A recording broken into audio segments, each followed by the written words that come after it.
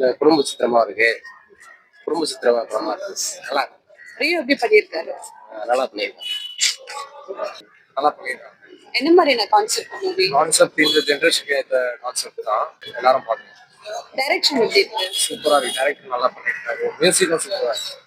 மியூசிக்கு கரெக்டா இருக்கு. ரியோட பர்ஃபார்மன்ஸ் எப்படி இருக்குல்ல? சொல்லவே வேணாம். எல்லா மூவிலையும் நல்லா பண்ணிட்டு இருக்காரு.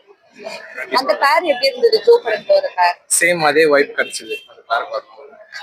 சாங்ஸும் எல்லாமே நல்லா இருந்துச்சு. சூப்பரா டிஓபியும் நல்லா பண்ணியிருந்தாங்க. எடிட்டிங் சூப்பரா இருந்துச்சு.